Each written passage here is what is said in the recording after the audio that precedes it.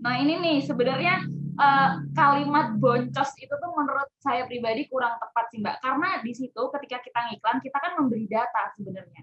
Data yang kita beli itu juga diuangkan dong sama penyedia data. Misal kita di FB Ads berarti Facebook. Membeli data itu harus bisa baca. Jadi kalau misalnya belum bisa membaca data ketika kita beriklan di Ads, Facebook Ads, Instagram Ads itu ya agak sulit juga, pasti ujung-ujungnya boncos karena nggak ada penjualan. Sebenarnya dari data itu bisa diolah.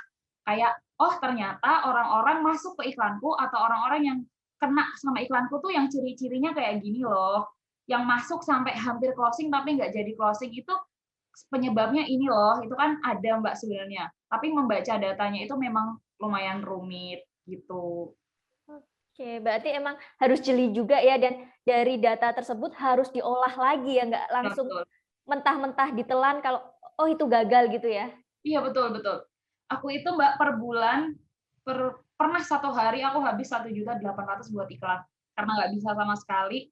Akhirnya ketika nggak bisa kan kita datang ke ahli ya, ke mentor. Aku cari guru yang emang dia itu udah ahli di itu. Aku tanya salahku di mana.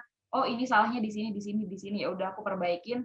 Ya memang kita harus gagal dulu ya kayaknya biar melangkah lebih jauh, lebih Oke. tebal pertahanan dirinya. Tapi selain FB Ads itu masih tetap endorse ke selebgram gitu nggak sih? Atau Masih emang masih. fokus ke FB Ads aja? Kalau aku masih endorse, Mbak.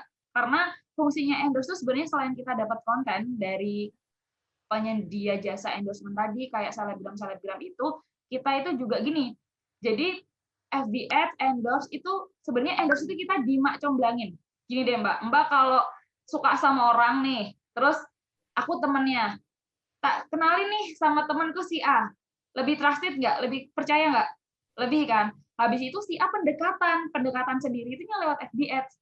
Jadi endorsement itu sebenarnya untuk mak comblang produk kita itu Oke. apa sih? Akhirnya ketika dia udah tahu produk kita apa, kita tembak pakai FB Ads.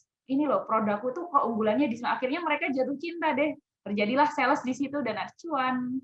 Oke, berarti endorsement itu sebagai bentuk mencari kepercayaan Ya, dari betul, customer gitu ya? betul, betul. Oke, trusting. Oke. Nah, sebenarnya fundamental atau dasar-dasar yang Mbak Jihan terapkan di bisnis Mbak Jihan hingga akhirnya gede sampai saat ini apa? Amin ya Mbak, gede, amin.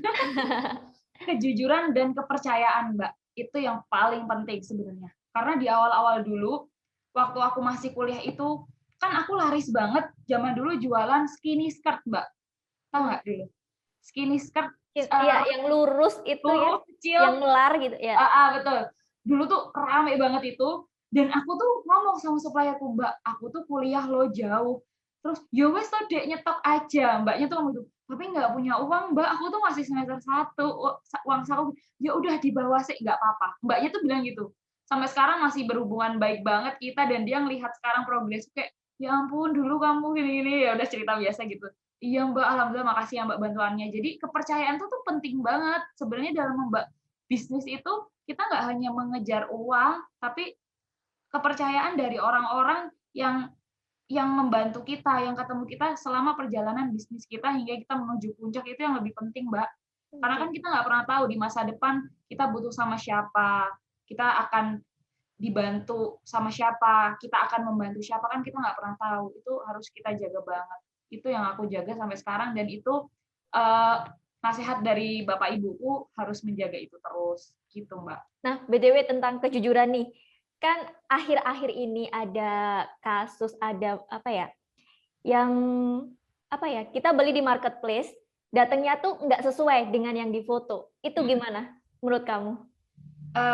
Itu termasuk tidak terpuji kali ya. Karena gini Mbak, biasanya juga foto itu bisa bagus banget loh. Ya, Bisa bagus banget, bisa menipu banget. Jadi spesifikasi produk itu tuh sebenarnya harus ditulis sedetail mungkin agar customer nggak kecewa ketika melihat produk yang datang. Kadang juga Mbak, ini nggak 100% kesalahan seller karena saya pernah mengalami. Jadi dari konveksi ini, misal datang 1000 pieces daster. Dasternya warna pink semua. Yang satu ternyata ada yang harusnya kualitasnya itu lingkar dada 110. Ternyata ada yang bagian akhir lingkar dadanya cuma 100 karena kekurangan kain. dan nggak dipisahin nih sama konveksinya, udah datang di tempat packing, kita langsung nge-packing aja kan.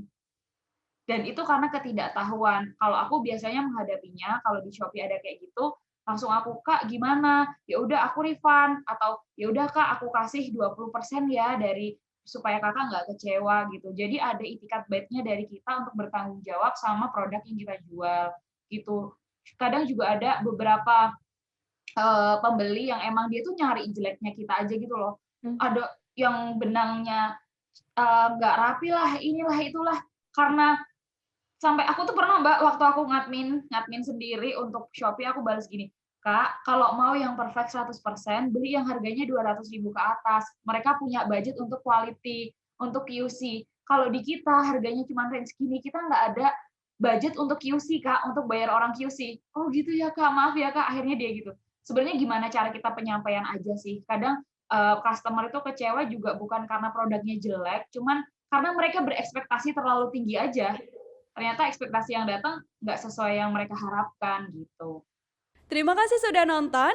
Jangan lupa like, subscribe, dan share ya.